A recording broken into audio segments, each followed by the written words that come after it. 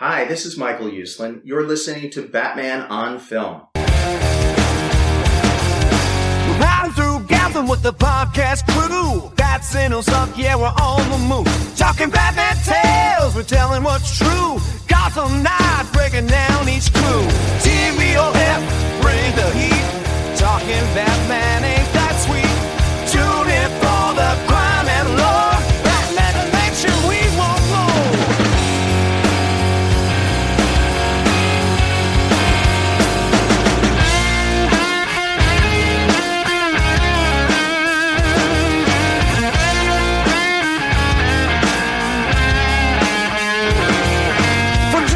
Laugh, the Bane's mighty roar, Arkham secrets and so much more. Dive into shadows, legends reborn through the darkest night. The baddest swarm, TBOF, bringing the heat. Talking Batman ain't that sweet. Tune in for the crime and lore. Batman nation, we want more.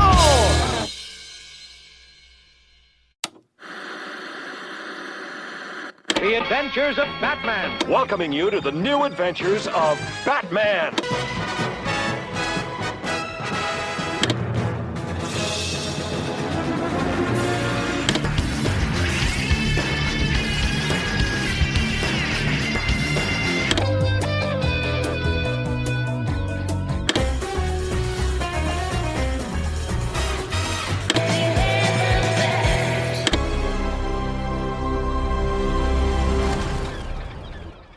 Welcome to episode 69 of Batmanimation, a Batman on Film podcast, revisiting the animated adventures of the Cape Crusader. I'm senior contributor Javi Trujillo, and joining me today, leaving his place in line to get his copy of Hush 2, is BOF founder Bill Jett Ramey. Which variant cover are you hoping to get today, Bill? The one that's digital I get for free from PC Comics. Oh, you're not going to go out and support Lee? I will not. I doubt if I will get a copy of this. Maybe. I don't know. I mean, it's just another issue of Batman to me. There are so many variant covers. And I saw, I think Lee's is like a 1 in 25 variant, so it's like my comic shop is selling it for $10, I think. I did see the one that Lee did, Lee Bermejo, not Jim Lee. Just for everybody. I guess we do need to clarify. Yeah. There's so many different Jim Lee variants I feel for this too, like the standard, and then there's a giant sized one and a foil one, and we're recording this on the 25th of March, and see, this is typically it's a Tuesday. Comics come out on Wednesday, but with this they're making an exception, and I know lots of stores across the country are doing promotions, and I know my local shop is closing down at 5 so they can put everything out, and then they're having a party and reopening again at 6:08. 608 being the first issue of part 1 of Hush is Batman 608. So they're going to have exclusive sketch variants and special incentive covers for coming on opening day or opening hour and all sorts of craziness. But yes, craziness. I am not going. I'm going to. I'll do my best to refrain from any commentary other than DC's gaslighting has struck again, and that's it. So let's talk some Batman on animation. Batmanimation. Well, today we are shining the bat. I will say, Javi, I did read the issue. I did read. I do read Batman. It's okay. Me too. It's okay. I did talk about it with Lauer the other day, and yeah, I enjoy Hush, the original. It was my first absolute edition. I've got, some of the action figures from it. I enjoy it. I think it's good. Yeah. This one, it's beautiful to look at. Maybe I just wasn't in the right mood. It was okay. I need to read it again. it didn't necessarily grab me, but it was nice to have the band back together, as they say. So, I'm not going to get off on a tangent, but I do need to ask you, how old were you when Hush came out? God, what year was it? Um,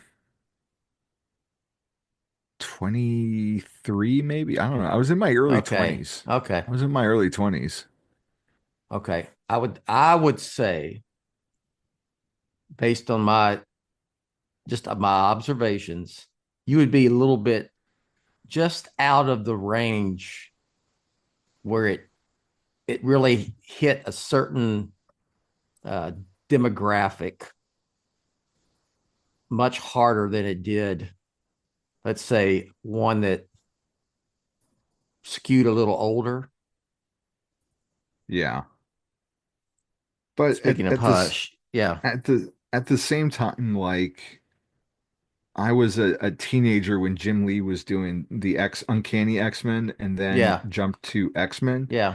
And that was like a huge deal for me. And the fact that they left and then went and did Image, I was really bummed out about that. So, okay, so Hush 60 Batman 608 was 2002. Okay, So I was 23 years ago. yeah, I was 25 when it came out. So it was a pretty big deal to have Jim Lee back on a mainstream book, not an Image book, and yeah. I So I was here's excited for it. I've probably talked about we did that Hush. I did that Hush BOF podcast with Boudin Pockets, Pete Vera, and Haas a while back, not too long ago, but a year or two. And I just, for one thing, that 2002, I was not reading comics regularly. I had been turned off. The 90s, the constant big event storylines that Yeah. crossed over into like every issue of every Batman title or whatever character it was. Just it was too much. I got over it, and I stopped reading for a while, and then so I heard all the hoopla for Hush, and I picked it up after the fact, but not probably whenever the first collection was first collected. And they did weird things too. They did like the Yeah. first six issues and then a trade with the back six issues before eventually collecting it Yes. all in one Yes. place. I have the two separate. And I remember I just went, this was what all of that was. This was what this was all about. It's okay. Anyway, I'm not gonna. I said I wasn't gonna get on a Hush tangent, and I am not. But I need to punch at, myself in the face right now because I did. at that point, like I was reading Batman monthly, but not the main Yeah. book. I would jump around so to get my fix. Like maybe I stopped reading Batman if I didn't like the team, and I would read JLA instead, or Detective or Legends. But with Batman 608, like from that point on, I haven't stopped buying a monthly, like the main Batman title since. It was 2005 when Batman Begins came out. It's what got me back in the comic shop, and then Which would have been 3 years later. yeah, yeah. So there you go. There's Batman on Just- film talking comics. There we go. Thanks That's for right. listening, everybody. We'll catch you next time. No, go ahead. So now that the Hush talk is out of the way, we're shining the bat signal on Batman the Animated Series with an episode that has a bit more of a comic book pedigree than most. Airing October 29th, 1992, The Strange Secret of Bruce Wayne is the 29th episode of season one. And surprisingly, IMDb and Max are in agreement for once on this one. They're both lining Ah. up. So, It's all connected then. yeah. This episode was directed by Frank Parr with a story by David Wise and written by Star Trek novelist Judith and Garfield Reeves Stevens. And if you notice in the end credits, it states based on the DC comic book story by Steve Englehart. So Englehart is well regarded for his run on Detective Comics with artist Marshall Rogers, notably their works collected in the Strange Apparitions trade, such as Michael Uslan's favorite Night of the Stalker, The Laughing Fish, and The Dead Yet Live, which was originally published as Detective Comics 471, which was cover dated August 1997, with a release of May 31st, which means that this was the issue of Detective that was on the stands when I was born. So Okay. most most of the inspiration for this episode comes from that specific issue. Yeah. So uh, we have our usual cast of characters here. Kevin Conroy's Batman, Bob Hastings as Gordon, Ephraim Zimbalist Jr. as Alfred, Ray Buckteninka is Dr. Hugo Strange, Ray B, as Ryan Lauer would say. Mark Hamill's the Joker, Lauren Lester Robin, Richard Mall is Two-Face, and Paul Williams is the Penguin. Um, I recently, Bill, I got this James Bond soundtrack from La La Land Records for Moonraker, and it has all these extended tracks, one of which is original versions of the theme song sung by Paul Williams Hmm. with different lyrics. And it's really weird after hearing him as the Penguin for so long to then hear him sing a James Bond song. And it's in my head, all I see is this Penguin. Did And he write the song? he didn't write this song, or maybe he did the alternate lyrics because it has different lyrics to the main one. Okay. But it's really bizarre to hear the Penguin singing. I remember Paul Williams. When I think of Paul Williams, I don't think of uh, Batman the Animated Series Penguin. I remember him as a kid being a performer and Yeah. a songwriter, and he was on TV a lot. He would do those variety type. Wasn't he like on the Muppet Show at one point or Yeah, I one of the mean, yeah, I mean, movies? he was everywhere and did lots of um, he did lots of variety shows. He was in movies, Smoking the Bandit, Yeah, I love you that know. movie. So yeah, it's yeah. So there you go. There's another little anecdote from Bill Ramey. Well, for the plot, it's Pop pretty culture simple. anecdote.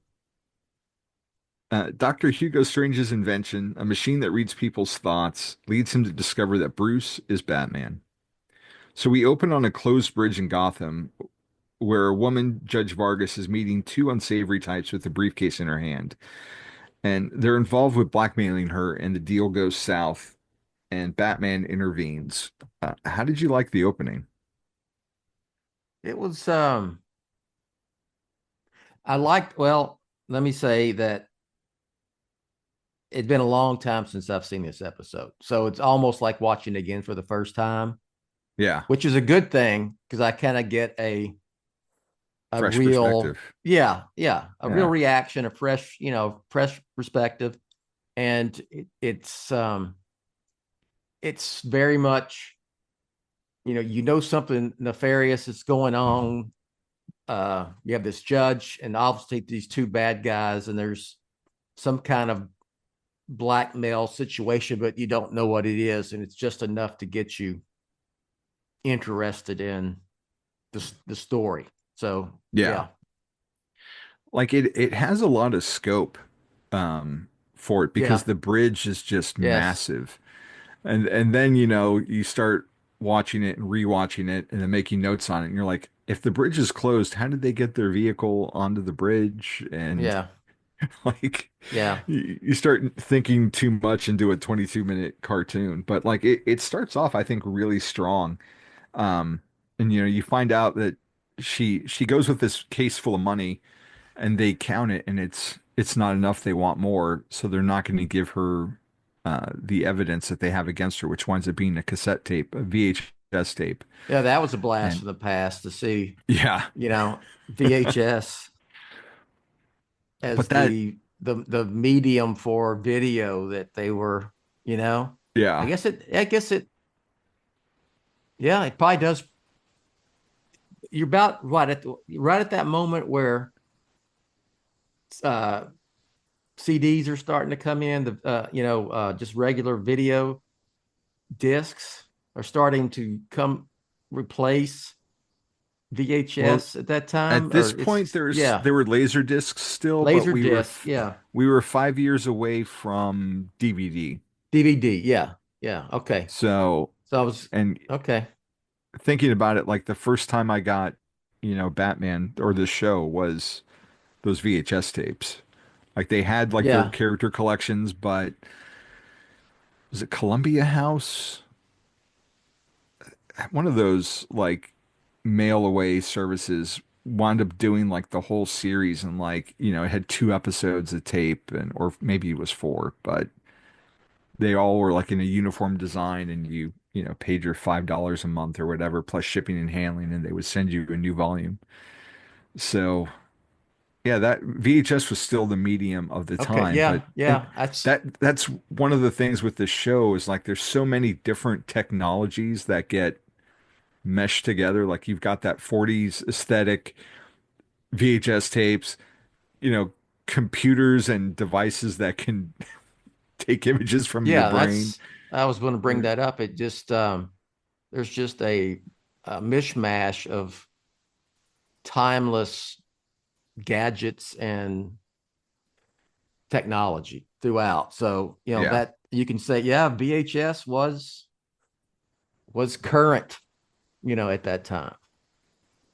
And And it's it wasn't like I guess they could have like it could have been on a big like Super 8 actual film, yeah. in a can. So anyway, So Batman drops down, they fight, the tape falls on this girder over the river and Judge is desperate to get it, so she climbs out there and Batman's like, "No." And I don't get quite how it happens. There's like vibrations or something, and she winds up hitting her head. yeah, It doesn't seem like it's terribly hard, but it puts her unconscious and in a coma. So, yeah, uh, um, and of course, the bad guys get apprehended, and Gordon shows up, and he's talking to Batman how Judge Vargas is a friend, and he can't imagine she would have done anything that would get her blackmailed, and how she was so happy just coming back from this vacation at Yucca Springs. And I love this scene because like the way it's just staged is like so perfectly lit and everything. Well, lit, I mean, it's a cartoon. But yeah, like Gordon is looking out over the bridge, and on the other side of the railing, there's like Batman on like a stanchion, and he's in shadow, and you can see his silhouette as they talk, hmm and hmm it feels so classic Batman. Um, so based on what Gordon's saying, Batman recalls that Roland Daggett, who is a bit of a recurring villain, like a mobster for this show, um, also in The Dark Knight Rises, has a resort called Yucca Springs that Vargas just came back from. So Bruce Wayne enrolls in the same stress management class as Vargas did. So he and Alfred pack up and go to wherever Yucca Springs is. To me, it looks like Arizona. But I mean, for all we know, it's just outside Gotham. Well, the Gotham the police force blimp shows up there. It can't Yeah. be that far away. I mean, I know blimps can, you know, go long distances, but not at a really speedy clip. So what I But I yeah, mean, but then later the bad guys fly out there yeah. and it has its own little Okay, airfield. So it's not yeah. Okay. close. I'm not gonna quit. I'm just gonna go with it. Let's just go with it. Yeah. Wherever. Um, so Bruce checks in and Alfred gets his suit ready just in case. But um, there's this device that's part of Strange's technique that allows Strange to look into the patient's mind, but on this giant screen, seeing their secret thoughts and recording them.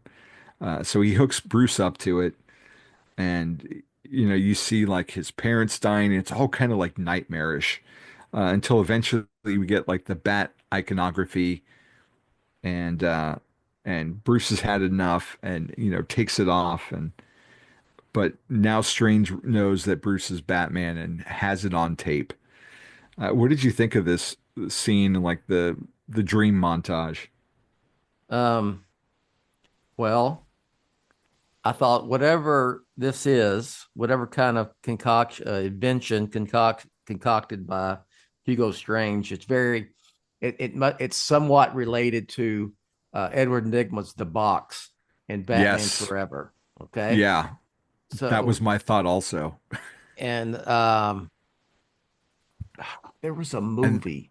and this is 3 years before Batman Forever. Yeah, So I don't. I've always there was a movie that came out like in 1980, and I forget the title of it, but it had Christopher Walken and Natalie Wood in it. Do you know what I'm talking about? And it was something to do with recording thoughts, oh, recording dreams. what was that? And I think I want to say my year may be off on the release date. Brainstorm? No, not Brainstorm.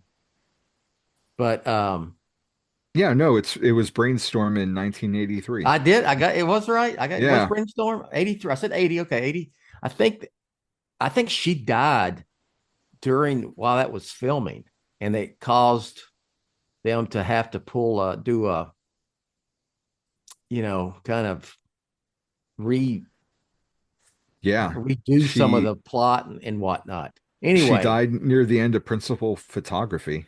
yeah. Yeah. And it was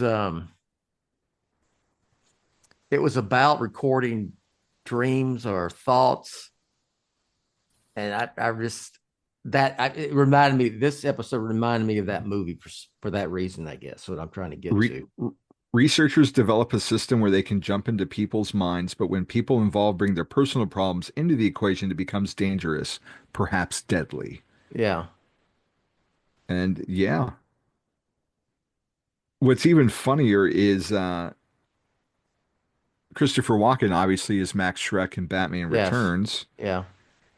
Lillian Fletcher or Louise Fletcher is in it, and she was in Cuckoo's Nest with Nicholson. So you got another Batman connection. Yeah. And then Cliff Robertson, who a lot of people would know as Tobey Maguire's Uncle Ben, he was in Batman 66, wasn't he? What was his name, like Tex?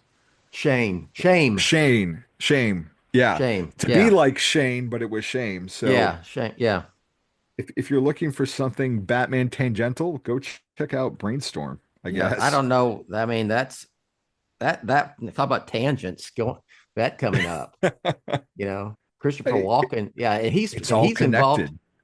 you know, It's all have connected. you ever heard the story about her passing and all Something with the the, boat and Robert yeah, Wagner and Chris and Walken, like Walken? Yeah, it was all, yeah, it's still this big, basically unsolved mystery. But anyway, that's okay. a mystery worthy of the I Batman. can't, I got the name of that movie. I came out, Brainstorm came out of nowhere. All right.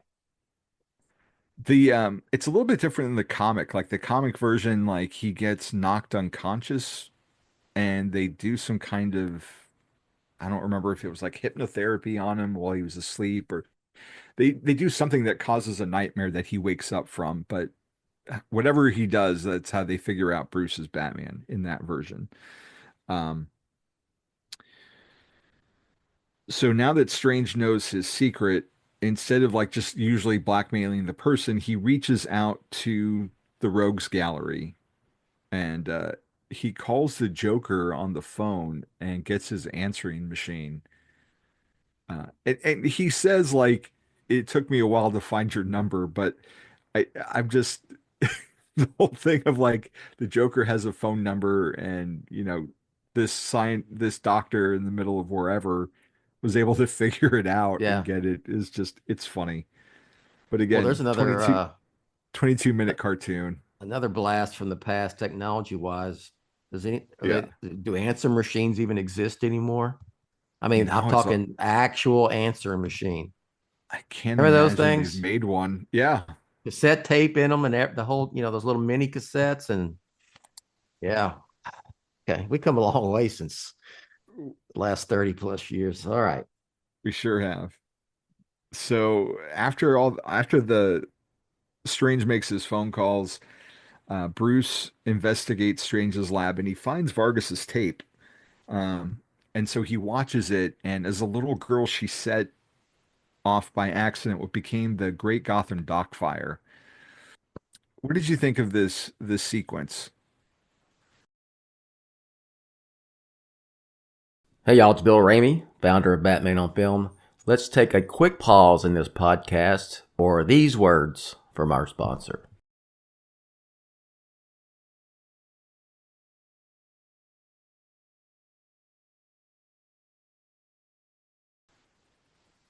I mean, well, it explained why she was being blackmailed and why she was willing to keep a secret, pay to keep a secret. Um, I mean, I think, at the end, we know that there's like, well, there was an accident, Batman and Gore, Batman says Yeah, that.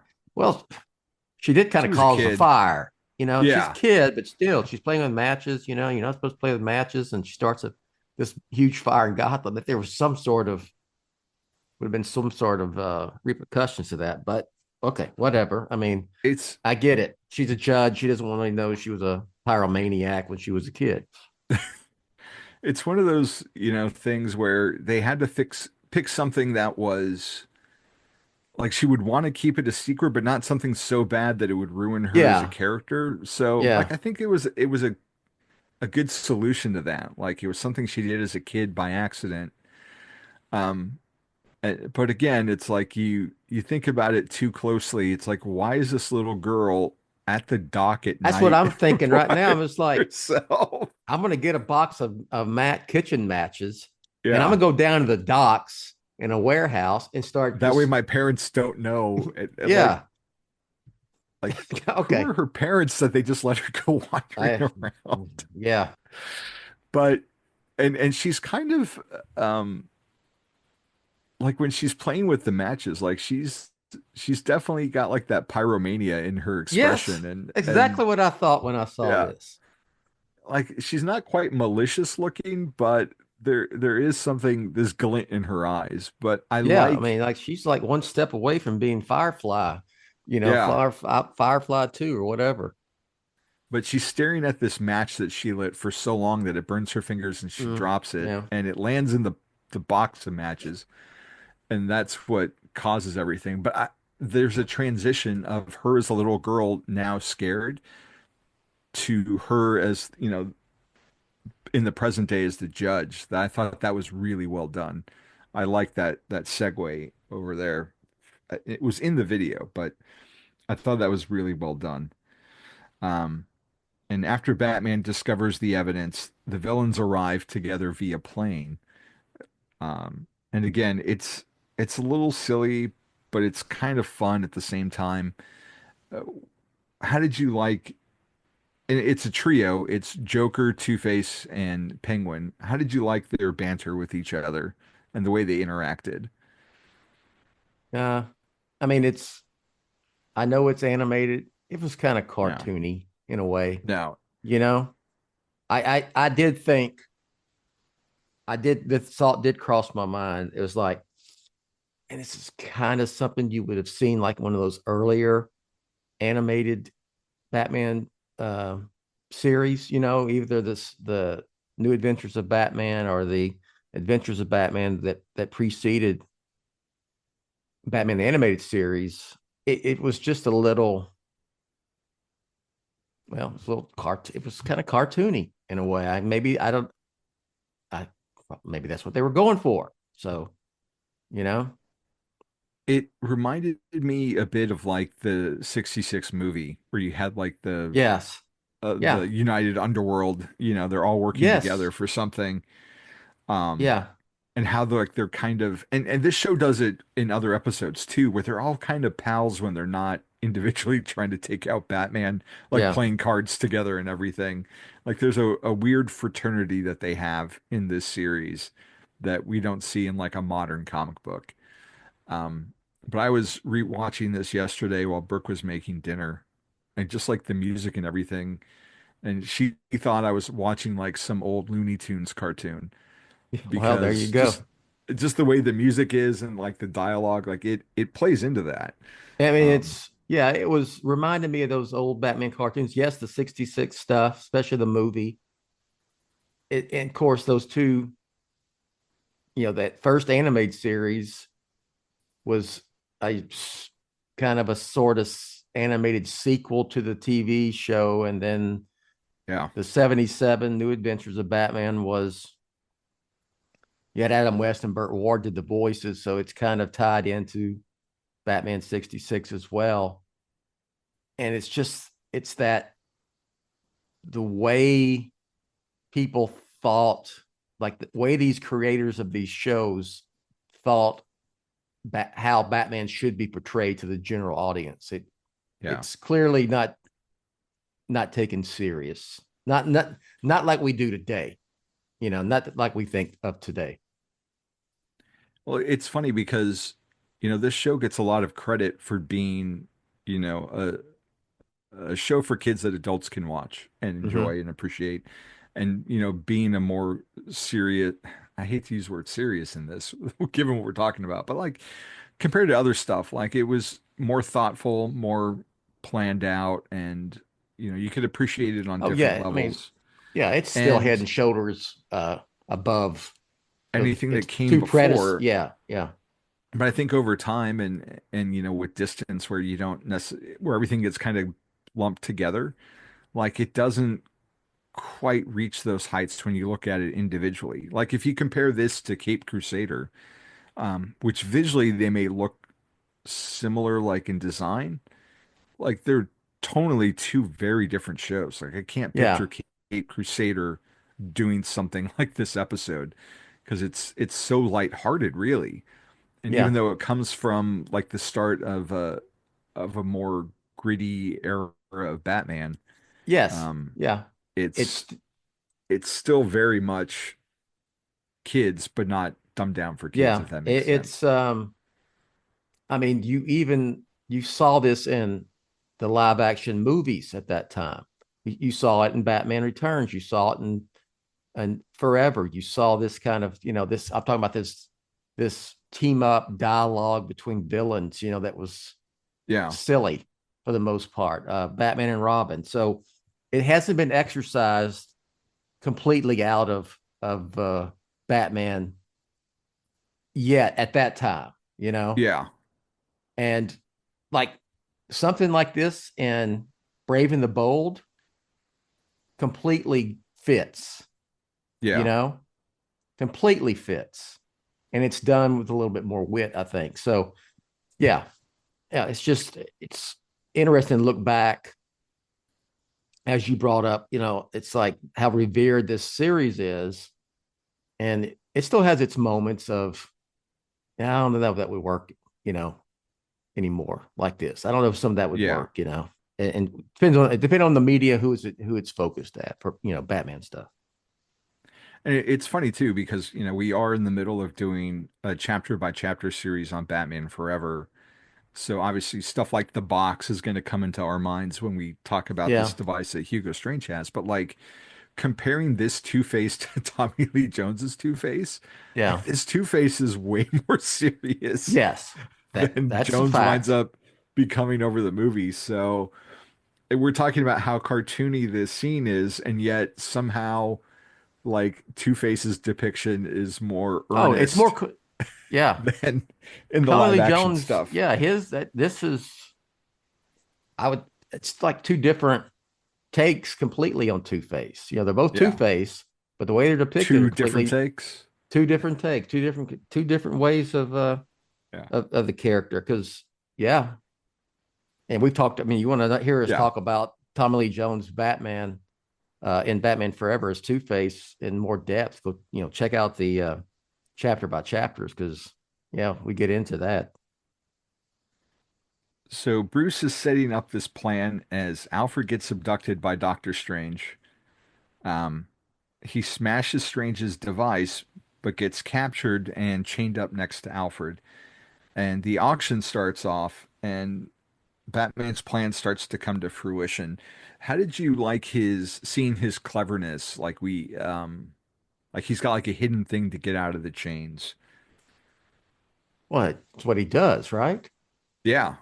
No, it all Yeah. felt very, very Batman and reminded me of like everyone attributes Morrison as like the Bat God and having, three steps ahead and having everything all laid out. But like we see it here well before Morrison started writing the If I character, see you know. Batman or Bruce Wayne get out of something like this, chains or whatever, I don't bat an eye. It's always, well, he's probably an expert at, Yeah. locksmith or, Well, they later yeah, establish in yeah, the Zatanna episode that he learned like escape arts and escape stuff arts. Yeah. Like I was about to her say Houdini, father. like I was going to call it Yeah. like, Houdini and this stuff. So yeah, yeah. It's even like Dark Knight Rises, like, well, how did Bruce Wayne get from he got out of the pit and how did he Right. get back to Gotham? And I just go, it's you're overthinking it. I mean, he's freaking Yeah. Batman. You don't think Bruce Wayne has places throughout the world where he could And access, yeah, and he something? traveled the world in that first movie, so he would know Yeah. how to get like how did he get from Gotham to where That's Ra's not was in that the first stuff. place? That stuff's not Morrison Bat God level Yeah. stuff to me, in my opinion. That's when you start, that's a whole different level of, being virtually invincible. That's another topic for another day and another But podcast. But yeah, he does have everything really well laid out in advance. Like he's definitely playing chess while the bad guys are playing yeah, checkers and yeah. how he's figured stuff out. Um, but during the auction, the bad guys get heated with each other. And there's this great exchange of like Two-Face to Joker where he's like, "Get out of my face, clown." And Joker's looking at him and he's like, Yeah, "Which one?" yeah. And Hamill's in rare form in this episode. But somehow like this auction between the three of them, they come across the idea that they're just going to pool their money together to That buy didn't the make any tape sense off to of me. Strange. And it's like, but so now you're all paying money when just one of you could have paid the money. I- But they wind up paying like 51 million and something thousand and something cents. Like Jeff, Uh, yeah, yeah. It was, Um, I guess, to avoid a conflict of whoever actually won, yeah. they wouldn't fight. They all wanted the information. You know, It's not a very good plan from their side of things. yeah. So It's they, almost it's I don't know why this. It's almost something like a Three Stooges type yeah. short would have in it. They're just going, we'll just give you all the money when the other ones are like giving us all this money, and I just was you were bidding against each other. I mean, anyway, okay. Uh, So Strange gives them what they paid for, and they watch this tape, but it's a fake tape that Batman made, where he pictured like Strange telling his goons that this is all his setup, and he's going to make these people think this, and he's going to take all their money. So obviously they get enraged and go after the doctor, which leads to a chase in the desert, which is very unconventional for this show.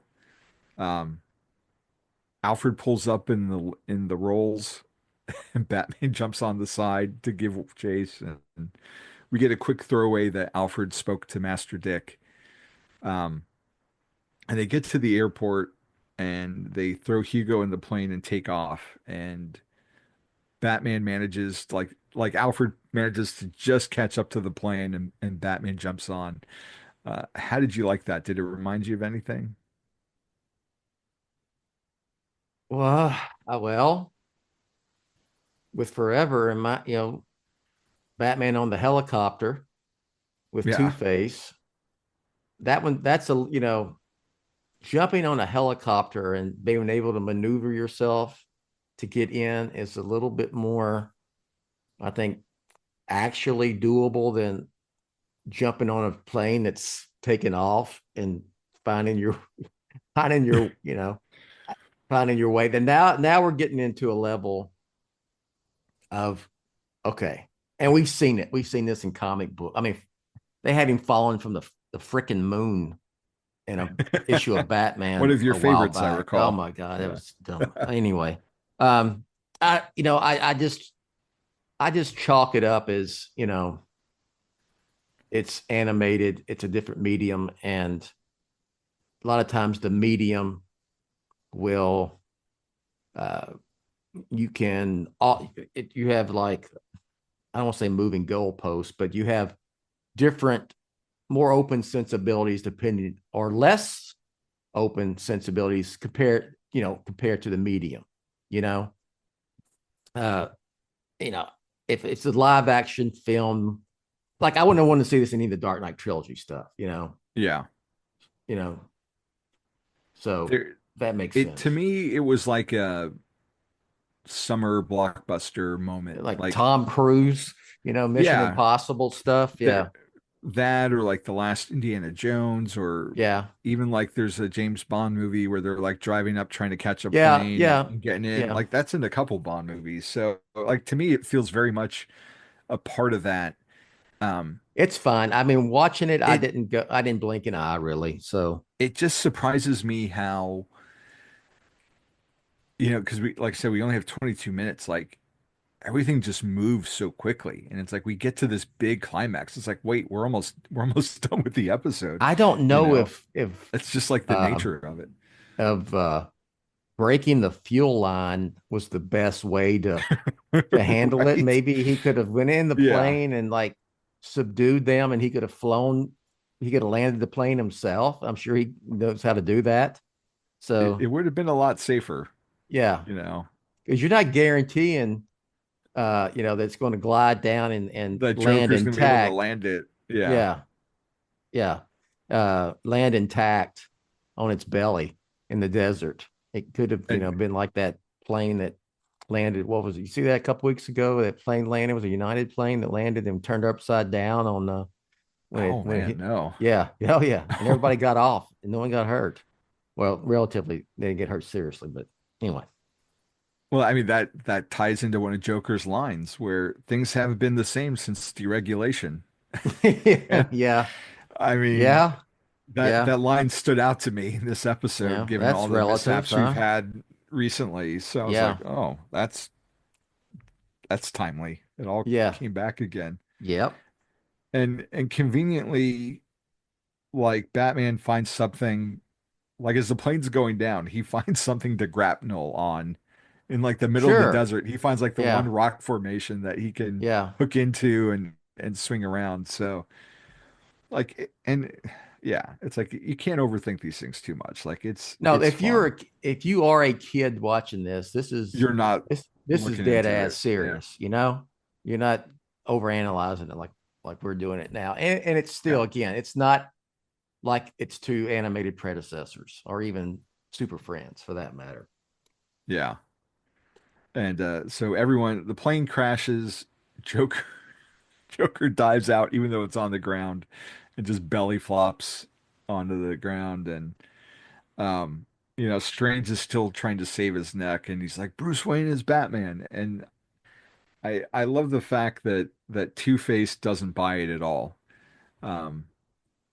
Just because like we've seen in prior episodes, like he and Bruce had a friendship back when he was just Harvey Dent. Mm-hmm. And so like this whole like Bruce Wayne is Batman, like he doesn't buy it whatsoever. He's like, I know Bruce Wayne, like that's impossible. Yeah. And they further it with out of the blue, Bruce Wayne shows up. We get the blimp that you talked about in the middle of the desert. Yeah. Gordon's there all of a sudden. And I guess because Alfred called Dick, all that got set into place while everything was going on. But, like, again, we're so far away, they've got to take a plane. But the blimp shows up, Gordon's there. Bruce is there talking with Batman, and Bruce explains, when they came up to me with this idea, Judge Vargas is a friend, and we set you up to help you out. So that way Strange doesn't believe that, Bruce is Batman, because everyone sees together. So did the Dick Grayson disguised as Bruce Wayne Was he on the blimp with Gordon and came from Gotham for this? I mean, what? Or he just Yeah, they don't really inexplicably explain showed up? how he got there. Because Yeah, you would think Bruce would be um at the resort. yeah. So I guess Okay, that's okay, okay. He was at the resort. You yeah. know, I think then it's more of like, well, how did Batman get here all of a sudden? You know, Yeah. but okay, I'm not going But to overthink this as we but discuss. but Dick apparently they don't describe it as having like a voice modulator. So apparently he just does a really good Bruce impression. Yeah. He rips off his Mission Impossible mask Yes.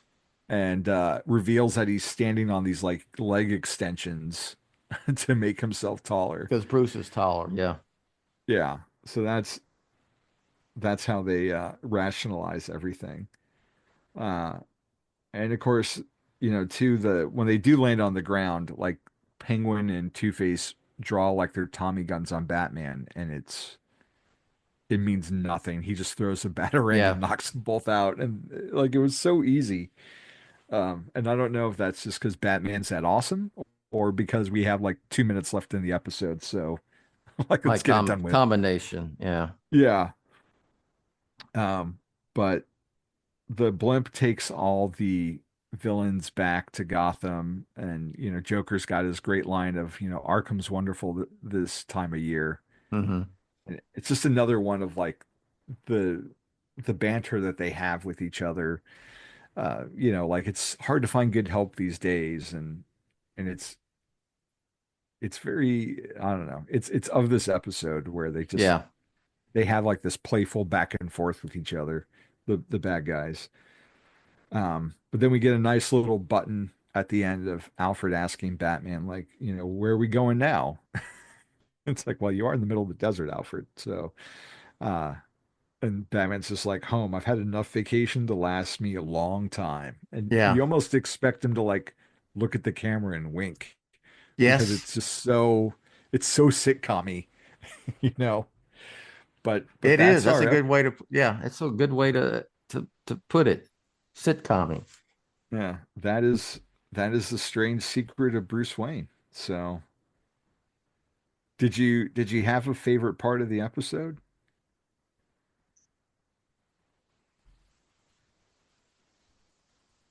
He's thinking. I am. I guess, I want to maybe the opening segment with Batman on the bridge and the judge and all that. Yeah. That was, I want to say, about as serious as this episode was. No, it's not like the rest of it was a bunch of slapstick or anything like that. But this seemed very grounded, street level. Batman, Yeah. Gordon, Gordon, Batman talking, Batman in the shadows, mobsters, bribery, no supervillains at this point. Batman stuff. So yeah, I'll go with that opening segment. It's the setup that set up the episode. Yeah. That, like I mentioned before, that bridge shot of them talking, like I love that so much. But I also really just liked every like line the Joker had. Like that's why Yeah. people loved Mark Hamill as the Joker. And it's funny to look at this portrayal in this episode with all the silliness that he has and see how looking forward how he evolves that character, be it, that adaptation of the Killing Joke or how he became more deadly in Batman Beyond or even in the Arkham games. How the same guy playing the same role, how that changed over time. Like Hmm. it's cool to look back at it now after, the 30 years of history and see all the different shades he brought to that character. Same with Batman too, with Conroy. Like I miss like the smoothness of his Bruce Wayne, that and the tone that he gave it. Because once we get to Beyond, like that's pretty much gone because he's older and Hmm. gruffer. But like comparing his voice in this episode as Batman to like the Arkham games, like very, very different. So Mhm. it's cool to see where it all started. Do you remember the comic at all that this was based on? Vaguely. I had to Yeah. think for a second. Yeah. Um, Something I need to go back and give another look to at some point, especially after watching this. But yeah, I mean, I knew watching this, I knew of the comic it was based on. Yes. Yeah. It's it surprises me as revered as his run is with Marshall Rogers, like how short it really is. Like there's not it's like barely a year, I think. Yeah. Um, but yet it's something that people talk about like all the time. So just like O'Neill, like we had a thing in the Facebook group that Patrick Johnson posted, comparing O'Neill and Adams to Englehart and Rogers. So I it, mean, it's yeah, it that run there in Detective did have an impact on me because when I think back of really where I got my long-term Batman sensibilities, it started with, you know, Batman 251. And I always think of Denny O'Neill, Neil Adams, and then Marshall Rogers and Steve Englehart. Stevie Englehart. Yeah, I did an interview with him. Yeah. It's on Batman on Film somewhere. Um, I think it's out there somewhere. So, but yeah, it's part of Strange Apparitions, correct? Yeah. Yeah, yeah. Oh, Yeah. yeah. Then yes, yes. So it's not vaguely. I know I'm very well versed in this story. I always think, when you think of Strange Apparitions, what comic book comes to mind immediately during that run? Probably this one. I mean, I just Does think of it? like, I just think of because it's in the title, Strange Apparitions. I think of Hugo Strange and Silver St. Cloud. Like those are the two images that come to my brain. And then after that, like the Laughing Fish, That's the first thing that comes to my you mind know? is Laughing Fish because I guess because that's an iconic. It's kind of an iconic Yeah, cover, you know. yeah, yeah. And So Hugo, not Hugo, uh, Boss Thorne, yeah, also was a big part of that and how Hugo Strange's ghost goes and haunts him. But it's again, it surprises me how short it is because it's become such an iconic that's the piece of the first. character. Now I'm getting it. Correct me if I'm wrong, but I believe that's the first appearance of Hugo Strange since like 1940. Yeah. I think it says like there's an editor's note and it's like Detective 43. And it Yeah, even does an editor's note to like Batman #1. yeah, yeah, So like it really his reemergence like came out of nowhere for Batman. yeah. That's part of the story. So Well, I always say that's one character who I'm surprised haven't seen in a live action movie yet. You know, let's just say we'll, live s- action. Let's pretend that Gotham never happened. well, that's why. Yeah, I'm not. Yeah. Gotham's not even part of that equation for me. But yeah, Yeah. definitely. Yeah. So yeah, I know it's yeah, strange apparition. It's funny because I was looking. I don't know, about a month ago, I kind of went through my comics that I have. They aren't boxed up and in totes. And I've got that detective where, you know, The face rip, the mask rip. yeah, I've got that Yeah. one, the original issue. And but I was looking for my strange apparitions collected, and I couldn't find it. I can't find it. I don't know where it is. It may be up in the tote somewhere when we moved. And I got in touch with Patrick Johnson. He's got the comic book connection. And I was Yeah. like, because I couldn't find it on Amazon. I was going to buy it, And if you find one, they're They're expensive as expensive. hell. Yeah. That thing needs to be reprinted. It's time. It's about time for another reprint. Just so I don't care if it's a reprint. I need to pick it up, but I somewhere I've got my Strange Apparitions copy, and I'd like to. Yeah, I want to read because I wanted to read through it again. That's why I was looking for it. So anyway, there you go. I mean, DC Universe Infinite is a great resource for that because I flipped through it after rewatching the episode on that platform, and I feel like, given the constraints of, it's a kids show in 1992 that's 22 minutes, like I think they did a good job taking that premise and adapting it to this world. Um, it's not exactly one for one. Like if you're looking for that, there are other episodes that do a more faithful job, like Bullet for Bullock or the Ra's al Ghul stuff that Denny O'Neil co-scripted episodes for, or Len Wein. But like I think they made it work for the show that they're doing, and adapting it, and taking what was important for them and taking out the other stuff. Like it would have been fun to have had Silver St. Cloud, but I mean, there's no time for any of that stuff. I think the So Laughing I think Fish episode was a little bit that one's better pretty than this faithful, one. a little more faithful. Yeah. Yeah, and I think I A little like more it better than serious this. too. Yeah, yeah, Yeah. yeah. Despite having the Joker in it. So, that's going to do it, I think, for this week. Bill, where can people find you? Batman on Film, batman-on-film.com. Currently going through Batman Forever chapter by chapter on the chapter by chapter podcast, Batman on Film podcast. About halfway through, I'll have an episode. Chapter 9 will drop today. And if you're playing from home, it's March 25th. And so, yeah, we'll be getting that done here. My plan is by the end of May, but it may come quicker than that, the way I'm cutting through these.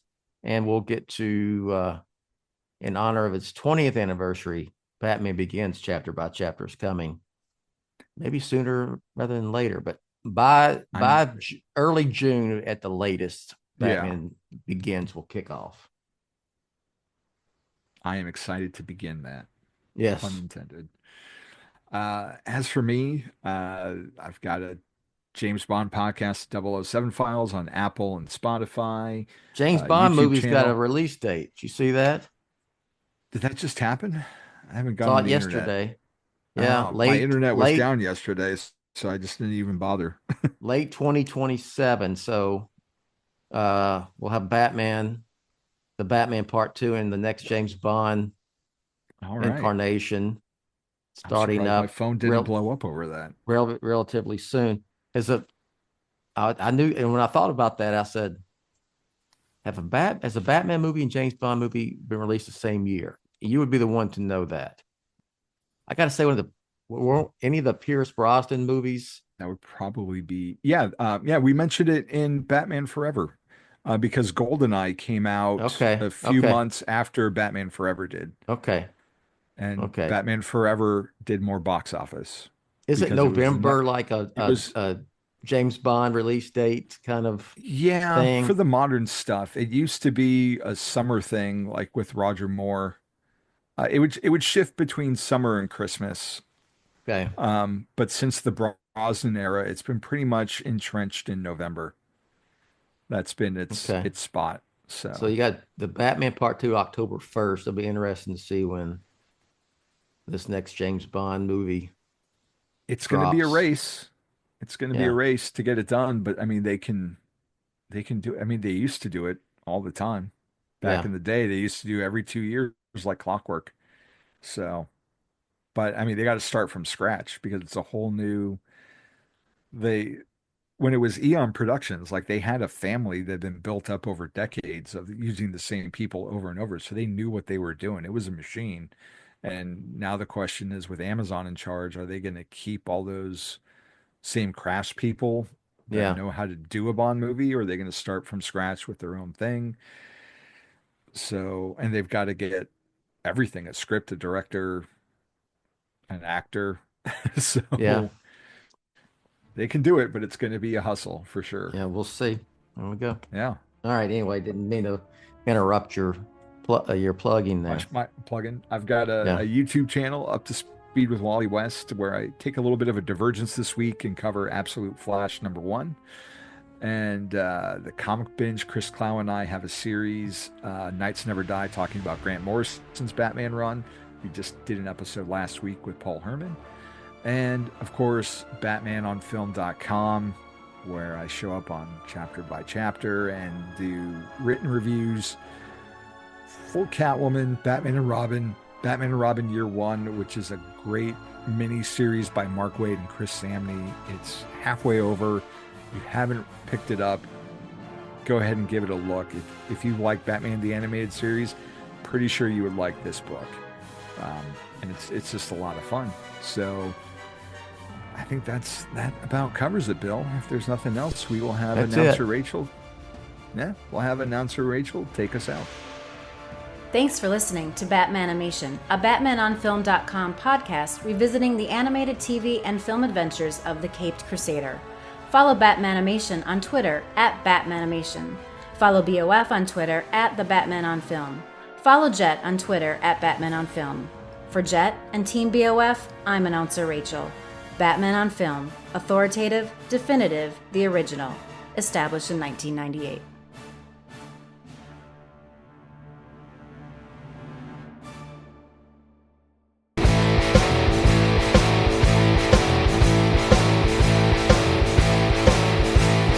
Way back in 98, Jett had a vision clear. See the Gotham on the screen, bringing Batman near. From the shadows to the spotlight, and every day that spins, standing tall like the Dark Knight, where every journey begins. All the Bat fans ride, the single shining bright. Come on and stop into the night, ready to take this flight. Stand up, Gotham's calling you tonight. We Cape Crusaders, shadows in the moonlight. Oh, Batman's on film. Oh, Batman's on film. Legends of the silver screen, tales that never fade. From the Batcave to the theater, stories perfectly made. Action every heartbeat, the saga's on the rise. Fighting crime with a mission, see through vigilante eyes. Every frame's a promise, every line a thrill. Let's honor the Bat legacy, together we'll spill. Stand up, Gotham's calling you tonight. With Cape Crusaders, shadows in the moonlight. Whoa, Batman's on film. Whoa, Batman's on film.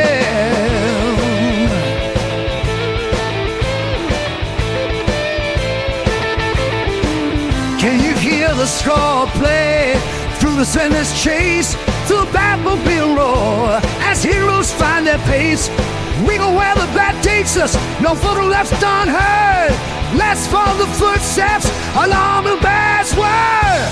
Stand up, Gotham's calling you tonight. We're Cape Crusaders, shadows in the moonlight. Whoa.